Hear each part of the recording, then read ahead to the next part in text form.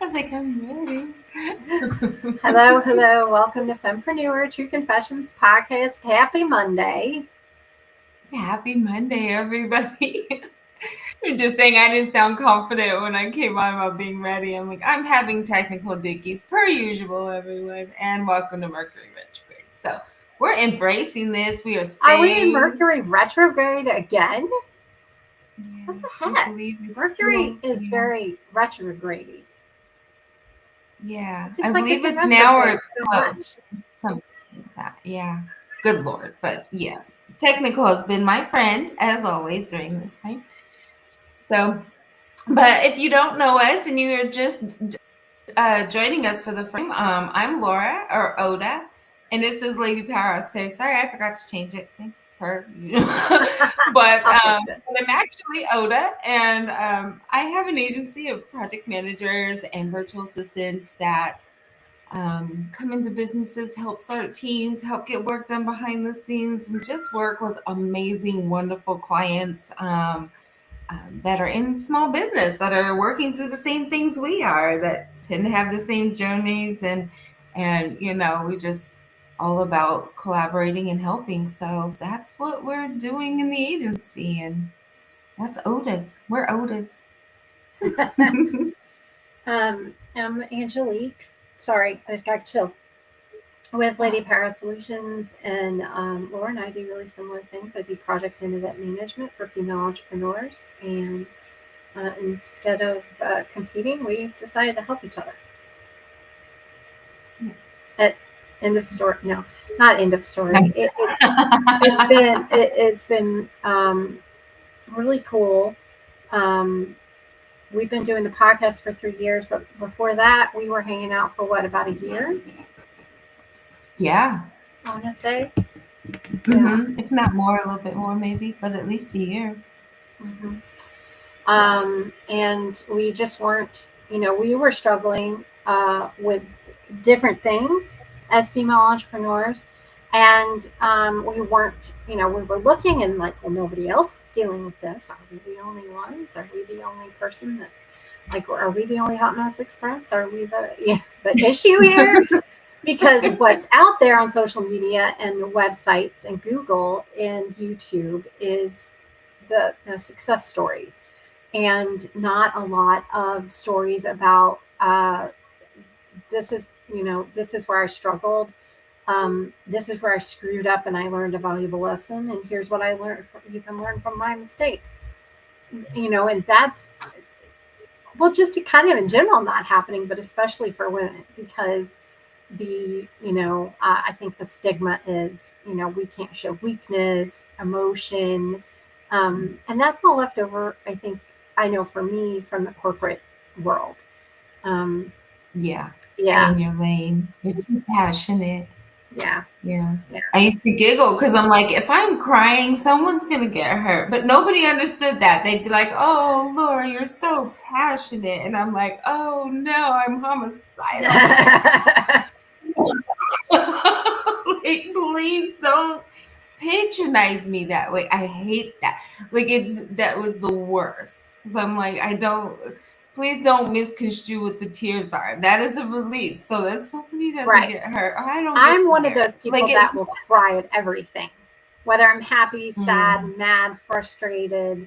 It doesn't matter. That's my outlet. Is I cry, and so I yeah, cry really easily, and all the things, whether it's good or bad or indifferent. Um, yeah.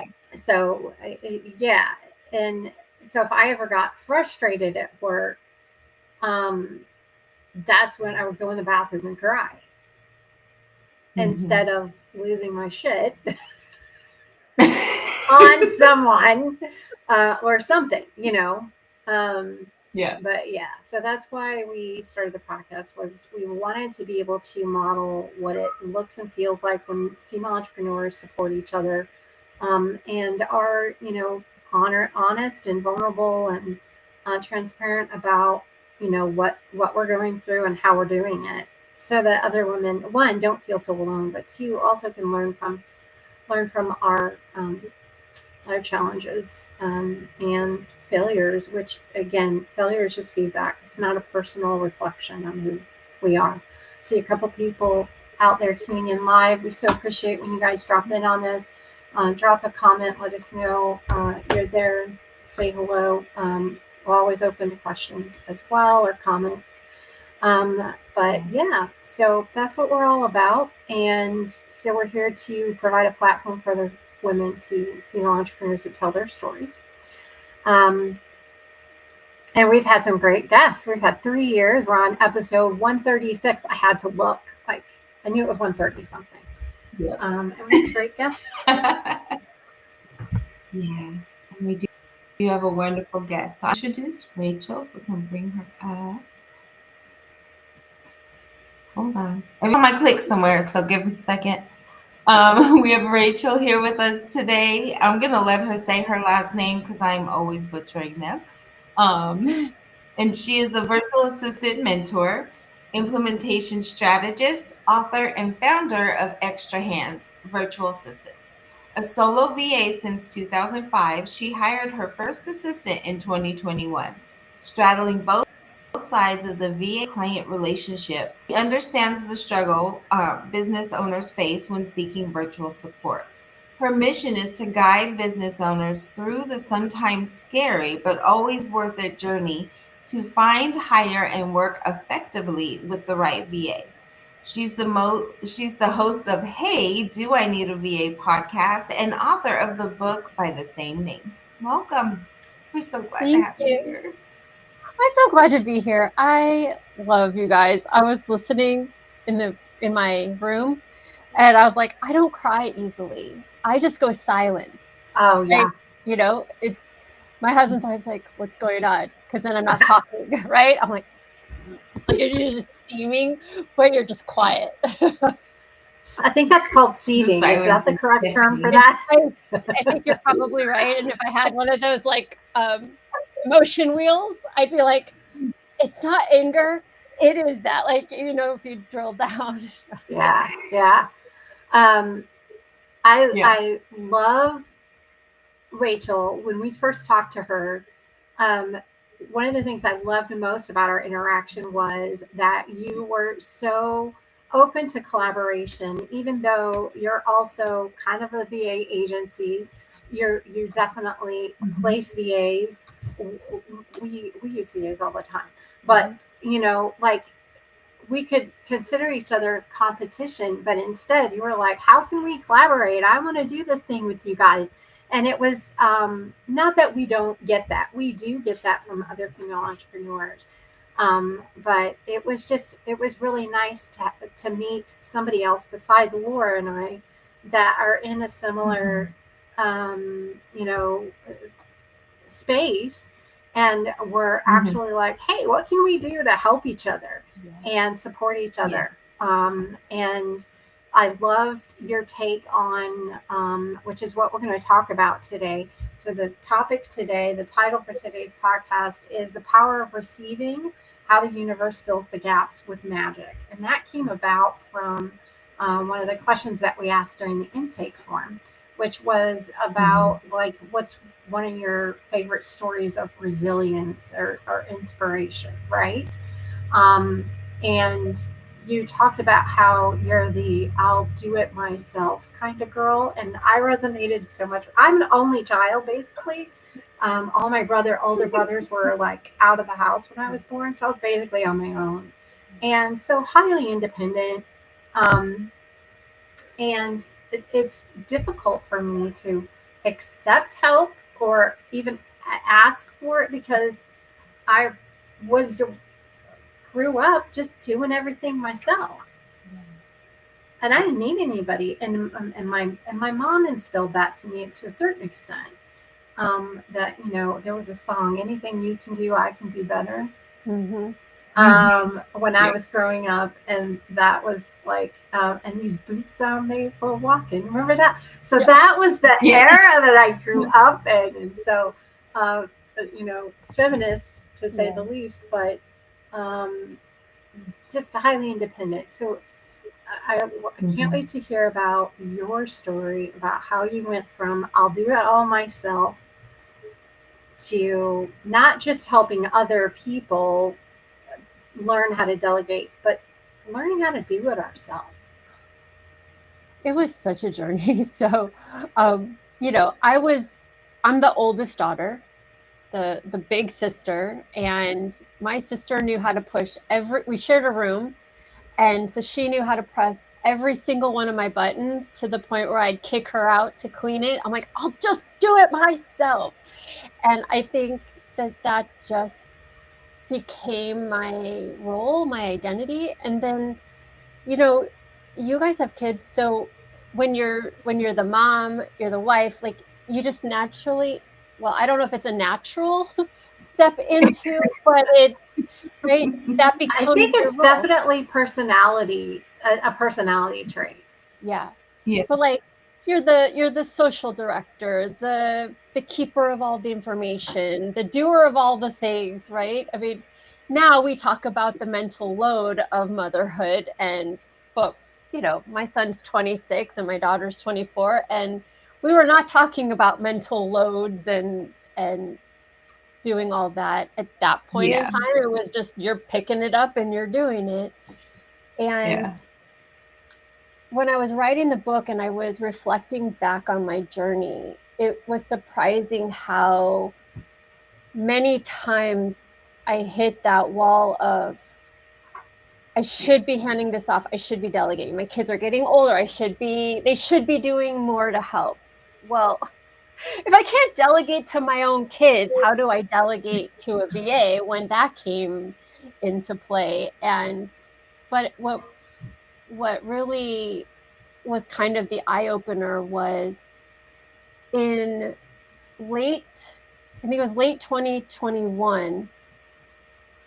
It was after COVID, but I, the virtual summits were a big thing with clients, and my business was pretty strong at 30 billable hours, but then I got like 5 virtual summits all at once. And so my business tripled in 1 month. And I I had hit my business success. Like I was like, I'll be successful if I get to 80 billable hours. But I was not prepared for that jump all at once. Because you guys know billable hours is not actual like butt in the chair time. Like butt in the chair time is like almost another 40 hours on top of what you're billing. Yeah. Right. And my hair was falling out. I was getting sick. I was losing weight, not even trying. I was like, it's just stress. It's just stress. Once this is all done, I'll be okay. And, you know, I was nearing burnout to the point I'd never felt before. And I was like, just keep going, just keep going. And someone was like, why don't you hire your own VA? But I was in the midst of it all. And I was like, I can't even think about that right now. Like I'm too entrenched in it. I'm just doing it. But when I got out of it, you know, all the summits went live, we finished everything, and my business like dropped back down. I was like, oh, if that's what my idea of success is, I can't do it by myself.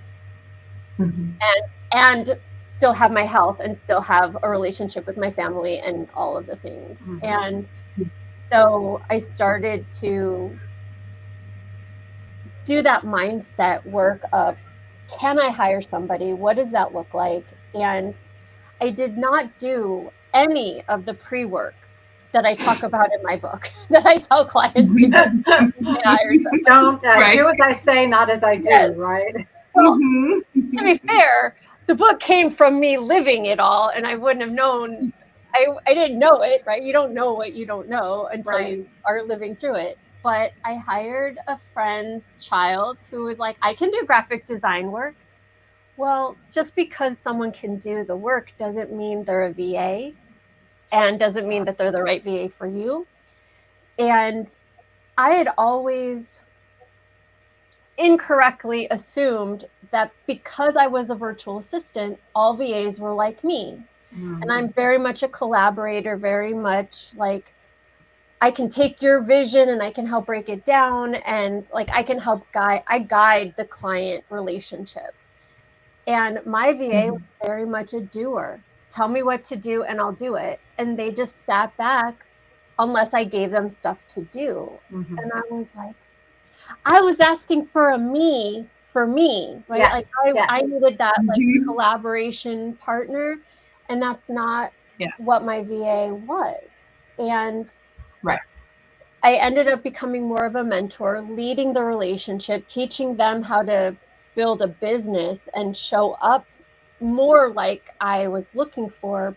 But, you know, all the while, I'm trying to figure out if I got to go to this amount of length to hand stuff off to my VA, I can just do it myself, right? Like in the beginning, you know, they would send me the designs to approve and I'd be tweaking it, right? Because my design brain would kick in. And but over time I realized if I always did the tweaking, if I always stepped in to fix it and I didn't communicate it, I would always have to do it, and that would defeat the whole purpose. Yes. And so I had to really let go of my perfectionism and my control. Oh my gosh. Letting go of control was because it shows up in so many different aspects. Feels like dying. It feels like dying. Okay, that's It really does. It's so hard. It's one of the biggest battles we talk about with you know, clients and stuff. And even when we're doing consultations, like I always say the first 3 months of bringing in a VA can look really bad. Like it doesn't feel great all the time because that's what it is. They're trying to figure out their pattern in your world and how to truly implement that in so they can do those wonderful, great things. But those first few months don't always feel like, woohoo, I just made the best decision of my life. Like there are moments where you're talking with your clients and they're like, I don't know what to do. I don't know what to do. I don't know what to do. I'm like, it's okay. Part of it's delegation. Part of it is knowing that they are going to work differently from you, but they're going to try to hold their pattern in the process as much as possible for you. But their vision of things is always a little different. And that was so hard to give up because I was like, well, that's not my vision. It needs to be my vision. It's like, yes, it's my vision, but a little bit of theirs because it is still them. And when I finally got okay with that part, I was like, oh, okay, now I get it. Okay. Good.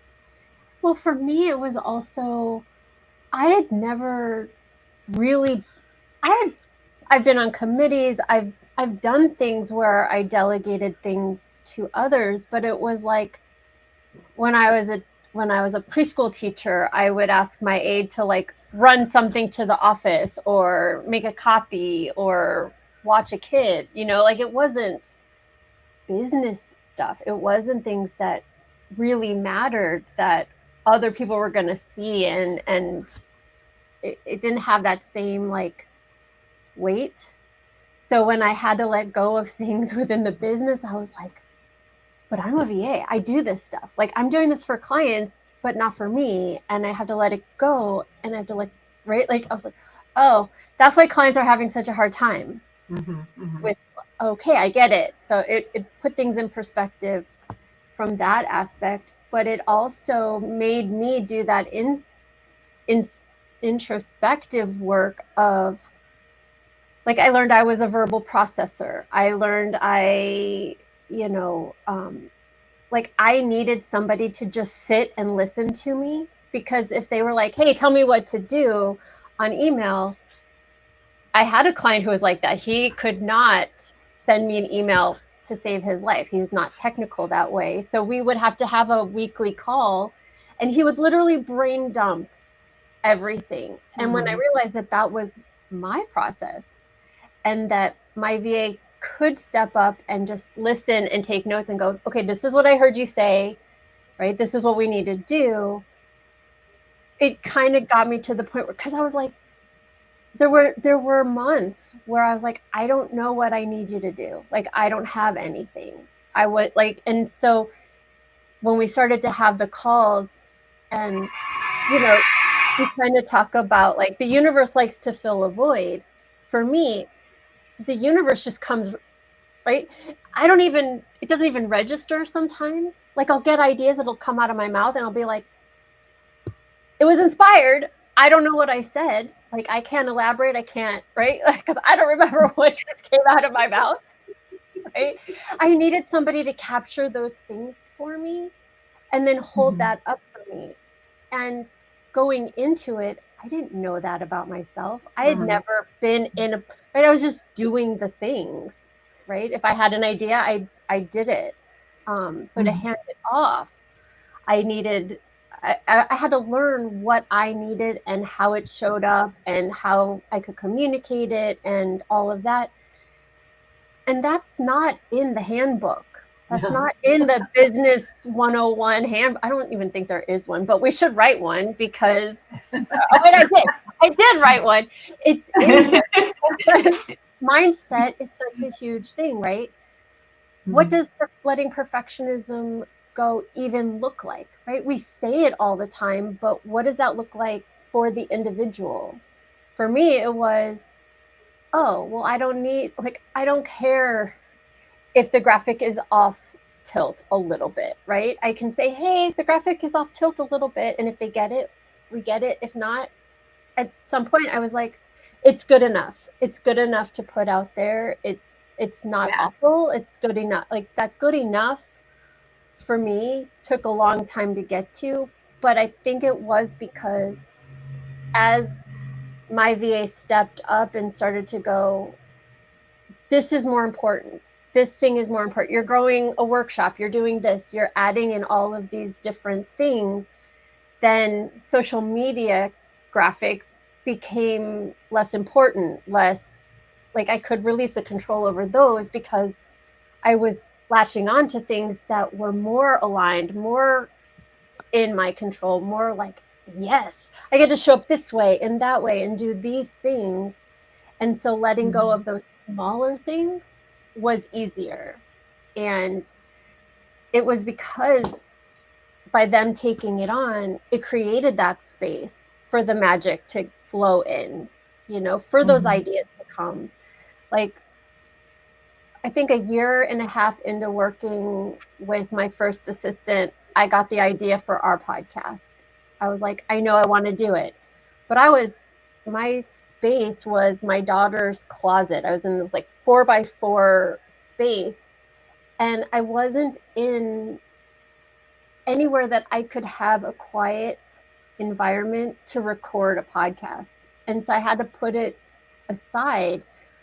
But my assistant kept bringing it back around. Like, hey, what about that? Where are we at with that? And it was great because I'm kind of the out of sight, out of mind. Like I'll have a great idea and I'll forget about it. So it was really wonderful that they held on to that for me and was able to make it when I moved into my shoffice, which is a shed in the backyard, I had created that space that I could then do those bigger dreams that I had thought about for years and was, she didn't let it die for me.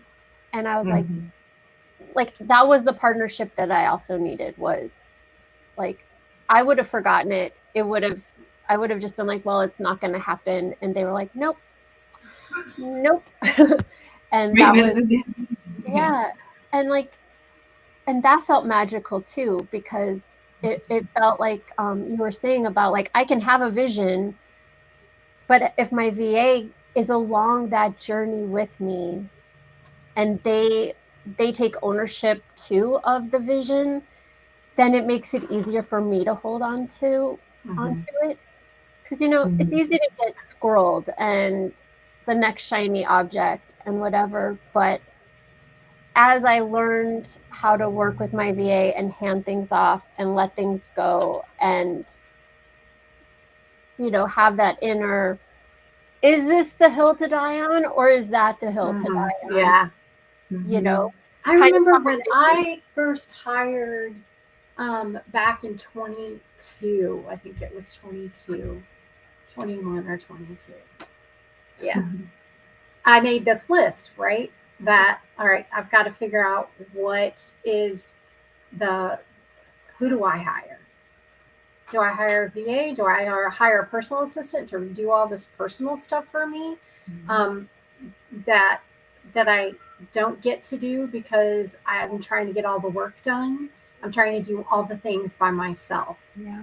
Instead of getting support in other areas. And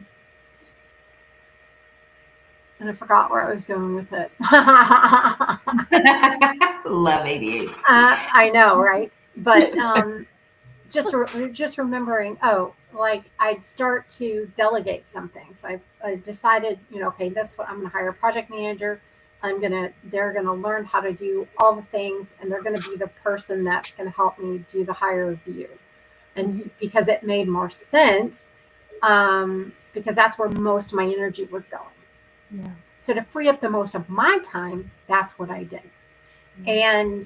But then there were all these this beginnings, right? The start of it was okay. Well, now I need getting them access to all the things, getting them into all the accounts, all the passwords, all the different things. I need you to do this. Well, then I need access to that. Okay, let's get access to that. Well, now I need access to this other thing, and it was this never-ending rabbit hole of this leads to this before I can do the other thing. The one thing, I just want you to do this one thing, but it takes 4 steps to get to it. And that's what feels like, 2 steps forward, 4 steps back, is that feeling of, I've got to jump through all these hoops just to get this one thing done. Never mind, I'll just do it myself. But what people don't realize is once you have those 4 steps done, you never have to do them again. Right. Well, maybe never. Never is a strong word. You won't have to do them on a regular basis again. Right. That and part of hiring somebody, I liken it to copywriting.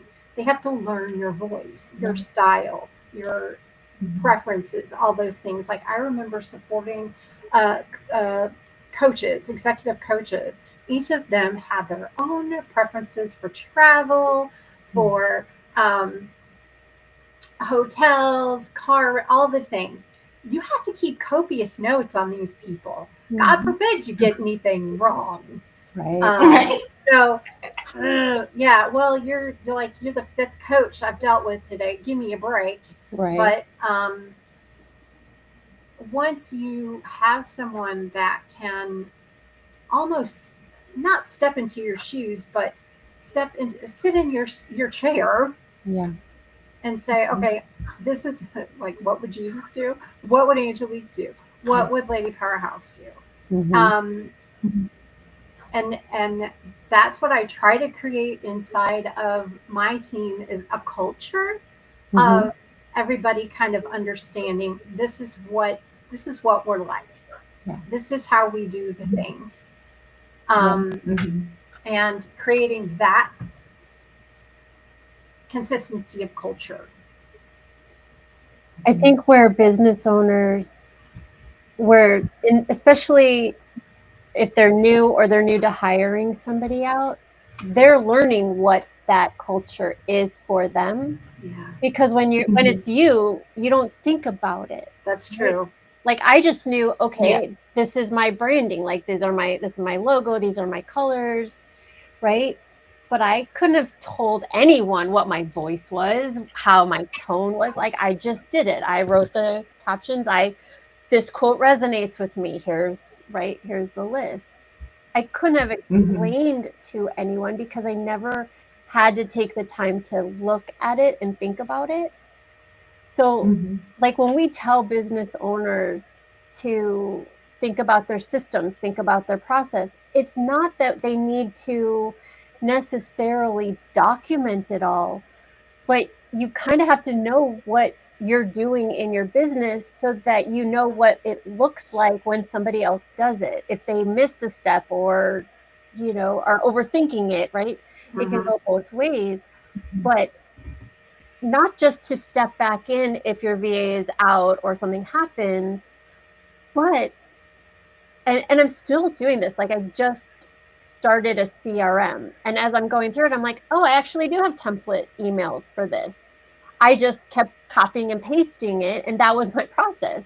Well, now I can, in the CRM, I can put it in there, and I don't have to go search for the last email that I sent, copy it, update it, right? It's one click now. But as I'm building it out, I'm like having to think, what is the flow? What is the process? What does that look like? Because it's all up here in my head. Right. So, I think when we ask clients, like, what is your process? It's that kind of thing. Like, what is, right? We know what our customer journey is because we're the ones taking them along the way. But if we were to have somebody else step in, oh gosh, now I got to verbalize it, right? I got to hand them the templates. Like, I have to be, right? Like, if it's not already in, right? Like, it looks right to us, but how do you communicate that to somebody else so that they can step in or create the process for you? You still have to kind of know what that is. And, I think I have heard from business owners who expect VAs to know what that is because we work with other clients. But it's like you said, Angelique, you could have 5 of the exact same, like everyone is a life coach, and every single one of them will do it differently. Every single one of them has a different voice, process, right? Everything. So those first few months, we're learning you, right? You're learning you so that you can communicate it to us, because you might not know that MailChimp needs to talk to this or needs to talk to that. And right, you just know that, well, I go here and I do this and I do this, and then in this one I do this. And you just know what it is that you do. But how often do you go, well, if I had to tell somebody, Yep. right? Is there a place that I can just direct them to? Probably not. Like, it's in my brain. Love video. Like, can you just go in my head and just get it out? Like, do I? Why? Yeah. Sorry, we're not mind readers. Yeah. I mean, as much as we can become almost like mind readers, we're not. And there is that learning curve for both sides of, I didn't say that out loud. No, it's all in your head. Like, oh yeah, all the time. Like, didn't I? The thing with the podcast, like we were earlier before we got on, I saw Rachel's thing, and I was like, wait a minute. I've seen this. We've had meetings. Did we do this? I could have swore we did this podcast. And I went down a rabbit hole before we ever started the meeting because I couldn't find her episode. I couldn't find any information. And what I realized is that we'd already talked and had conversations. Could have swore we'd already done the podcast, right? So it was so funny because I was like, yeah, we haven't already done this. Am I in deja vu or what's happening? So I told him, like, I'm in the twilight zone. But I swear all the time, I'm like, no, we've done this, or, oh no, I said that, or, oh, wait. That was probably in my head. It was a great conversation though. But I think I might have had that whole conversation just with myself. Yep. Yeah. Maybe it was a dream that I remember having, but didn't actually have. Yeah. Good possibility. So when we talk about having a VA step in, what do you think was the most significant impact in the beginning for that process for you, that you were like, that aha moment? I think the aha moment was like, so I took Gretchen Rubin's 4 tendency quiz, and while I always knew I was an obliger, I didn't have the vocabulary. I didn't know what that meant. And obligers,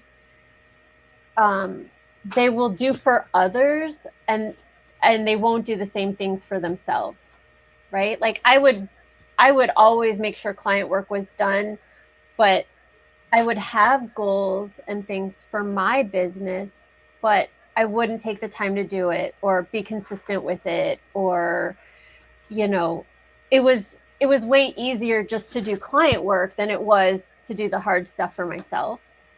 And what an obliger needs is that accountability, that, right? So that's why they do really well with like co-working sessions, or having an accountability partner, or having somebody be like, you said you wanted to do this. And that's why I think so many of our clients hire VAs, is because they need that accountability.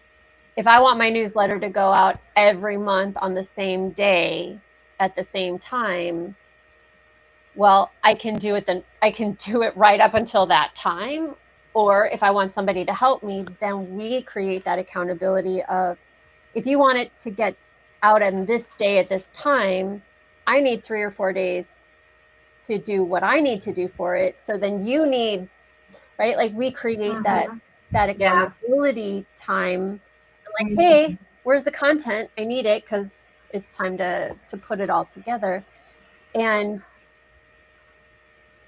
so I was learning that I needed that around the same time I learned I was a verbal processor and needed that like memory, that mirror for me. And so having to get the things to my VA, who was a student, so they only worked on the weekends. So I had to, we had to like have that communication and figure out like, okay, if they need it by then and I'm going to have tweaks, how does this look? How do we communicate this? What is the timeline? And then I had to like then plan out like, okay, they can have it for a week, but if I can only do it on this day, because that's how my brain worked, to get it, like it put things into that accountability loop, so that I was like, I can be early on things because I don't want them to be late on things. And in order for them to have what they need, I have to step up and do it this way because of the time, that timeline and everything, so that it can go out at the right time and look right and everything. So for me, the accountability piece of having someone like, hey, you said you wanted to do this by this day and time, where is it? Are you ready? Because when I missed a deadline, then it was like they didn't care. It wasn't right. It was, but it was, you said it was important to you. And so then it was that like having to have that moment with myself of, how important was it? Am I beating myself up because I missed it? Or is it that, what was the struggle? What were you, how did it not happen? And it was, a friend of mine also told me to look at struggles with curiosity rather than judgment. And I hold that so firmly now in everything that I do, because from the client side of a VA client relationship, if I give into my perfectionism, or I'm the bottleneck of the relationship, I'm not doing what I need to do so that my VA can do what they need to do, then what is that struggle trying to teach me? Is it too much? Am I thinking too far ahead? Is it too big? Do I need to be handing more elements of it off? Like, there's so many reasons why we struggle, but like I would get, in the beginning, I would get caught up in that shame and guilt. Like, I don't have anything for my VA. I'm not showing up right. I don't, right? Like, I'm not giving enough. And it wasn't because I didn't have it. It was, I was the problem. Like, I'm not able to let go. I'm not able to communicate it well enough. And it was a lot. Like, you should be able to do this better. And you were shitting. I was shitting all the time. Oh yeah. Yeah. I think that this past year, we talked a lot about, like, for me, I've always been the doer. And now I'm not. Like, we've gotten very clear on the fact that I need to move away. I became huge bottlenecks with clients, projects, and things like that, because I kept intervening, thinking, I need to be present, right? Like, I need to be in all of it. I need to know all the things. and recently realized we were having a meeting with a client and we were working through passwords and stuff like that. And I was like, you know what? I don't need any of this. You guys figure that out. Right. And if I do need to be in something or have access to something, great, let me know. Then I'll go in and I'll step out of the confusion, because the truth was I didn't need to have that information. And so it was very interesting stepping back, because when I later processed through that, like, ooh, that left me super vulnerable, left me feeling very strange, because I really was like, ooh, I am trusting in the fact that I've got zero access to this. Mm-hmm. And I'm okay with it because I trust the people who do. Right. But it was very interesting afterwards what I had to process through with that, because I was like, ooh, yeah, no. It gives you a really, But really good taste of how the clients are feeling, right? That vulnerability, that, oh my God, I'm giving these people the access to the things or the passwords or whatever it is, or just giving somebody access to their calendar. Like, that can be a really vulnerable moment. Yeah. So what was the final thing that finally did it for you? You're like, okay, I'm stepping into this. I think it was by the point that I was really able to go, my assistant is trustworthy. I'm the reason things are falling through the cracks, not them. And being able, I think it goes to starting with things that build trust. So what are the projects and things that, you know, it might be uncomfortable, but it's not going to kill you if something goes wrong, right? Yeah. Like for me, it was social media, right? There was nobody. I mean, I got like 50 people on my Facebook, right? Like it's not like anyone's going to notice if a social media post doesn't go out when, when I'm telling people it goes out, right? But my newsletter is a much larger audience and it's more personal. So if that doesn't go out because I'm spending 10 plus hours crafting social media, Right. that's a totally different thing. Yeah. But like I didn't have my VA do my newsletter. I had them do the social media because right, it was a low risk project to get started on.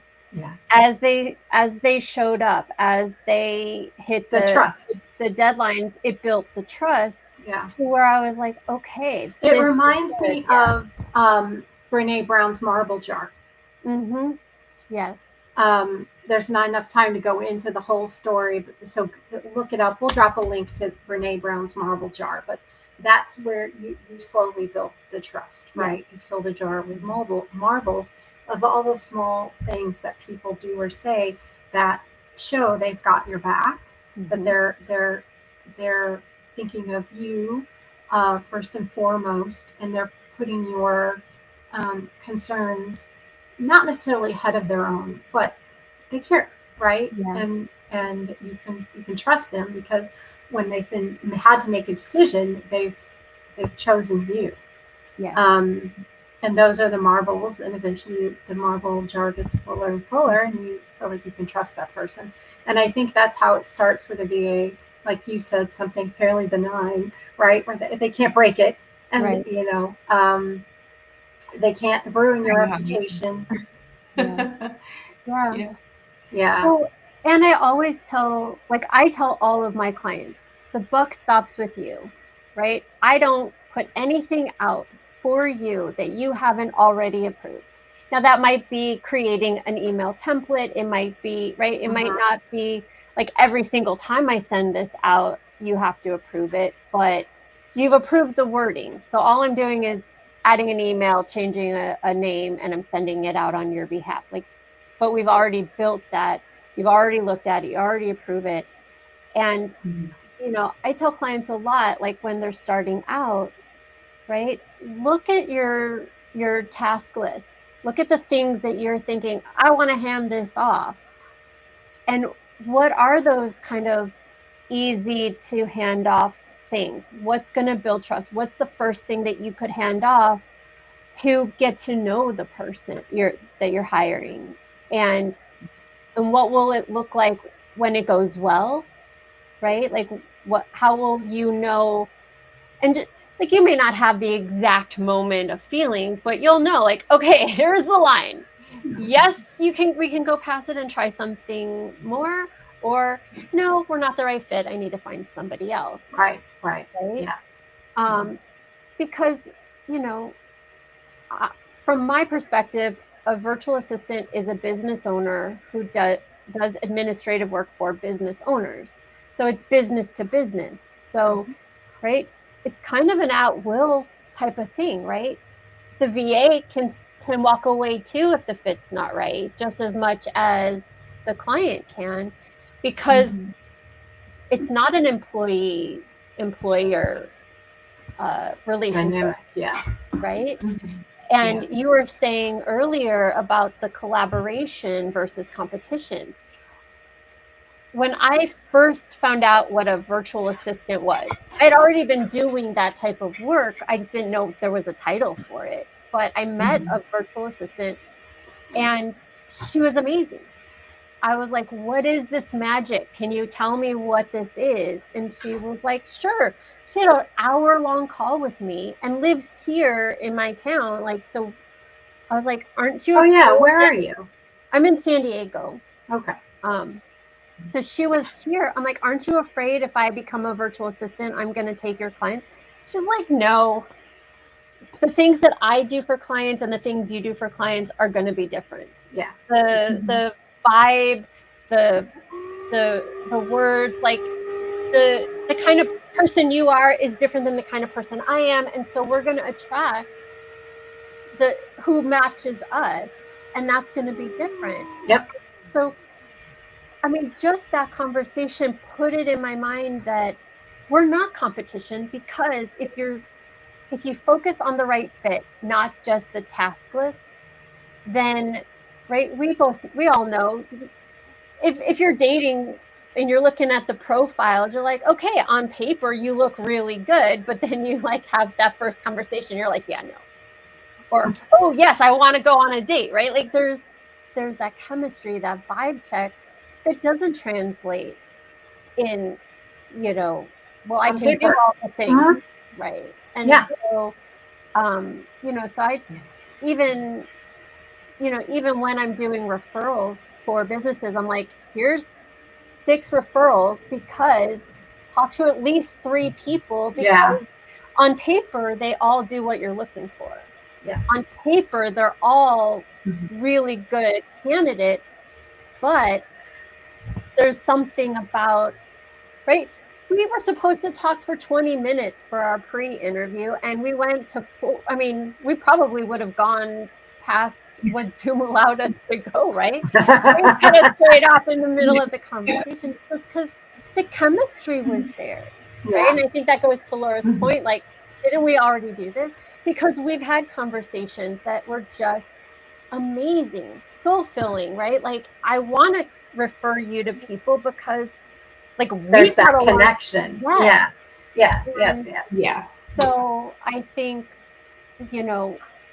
from the client perspective, when they're looking for a VA, yes, you want to make sure they can do enough of the work. But I tell clients all the time, I'm like, go for the fit, because a good VA will get the work done, even if they're not the ones to do it. That's one of the things that I look for in a VA, is not necessarily their skill set, but their attitude. Yeah. Like, do you want to be here? Because I want to be here. Right. Because I know if I don't like the work, I will put it off as long as possible. And so and those are the conversations that I have with my team. Is like, all right, I don't want to be given. Well, I don't care. Yeah, you do. You say that, but you do care, because if you don't want to do it, if you don't want to work with me or the client or do the work that needs to be done, you'll put it off. Yeah. Yeah. So before we run out of time, I do want to give Rachel an opportunity to talk about her book, her podcast, her directory, all the things. So tell us. So as I went through the process of working with my VA, I learned how scary it is from the client side and how much we don't know what we don't know. And so the podcast and the book are both guides to what VAs want business owners to know when they're looking to find, hire, and work with a VA. So the book is a how-to guide. So there are exercises and things from journaling for mindset all the way to what does your onboarding look like. So you're talking about like, if I do this project first, what does my VA need? That's onboarding. So it takes you through that whole, the whole process from what's your handoff list, what's your budget, what kind of VA do you need? Because there's more than one kind of VA, which not many business owners know. So there's a lot of education. I feel very called to educate business owners because I want them to find the right fit. I don't want them to go cheap. I don't want them to go, and find a doer when they need a collaborator, because it goes to your personal leadership and managing style and what gaps you have that you need a VA to fill. And so the podcast talks about that. There's 4 of us, and we bring different perspectives so that the business owners can find, it's not just me talking out to the void. And then the directory is, if I'm not the right fit for you, I know somebody who is, or I can refer you to somebody, and that can be the next steps along the way. And so for business owners, it's a 30-minute conversation with me, and then they get up to 6 referrals to connect with. And from the VA side, it's marketing. It puts them in front of good quality clients, as well as for the clients, good quality VAs. And you have a quiz. Yes. For Are You Ready for a VA? Yeah. So on my website, www.extrahandsva.com, there's a free quiz, and it will tell you after 7 easy questions, are you ready for a VA, almost ready for a VA, or you're not ready for a VA? But the email sequences that follow will help you get to that next level, and what to think about where you are and where you want to go.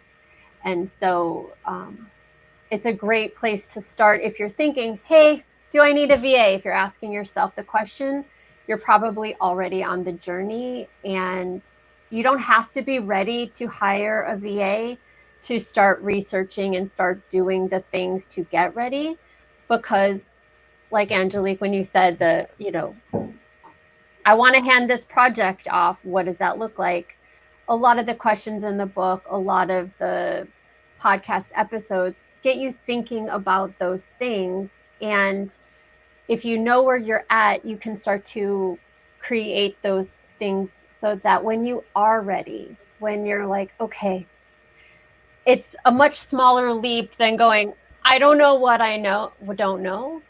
And I mean, I offer coaching for that purpose. If you're like, I need hands-on guidance, I need you to ask me the questions to think of all those things, I'm there for you. But if you're like, I'm gonna do it myself, then I got the resource for it. I love it. So we'll drop the links for the book, the podcast, the free quiz, and the directory in the show notes. All of that will be in there. Thank you so much for being with us today, Rachel. It's always a pleasure to chat with you, and I'm sure we'll be doing it again soon. And then that's a wrap for this week, and we will see you guys next week. We're live every Monday at 12 Eastern.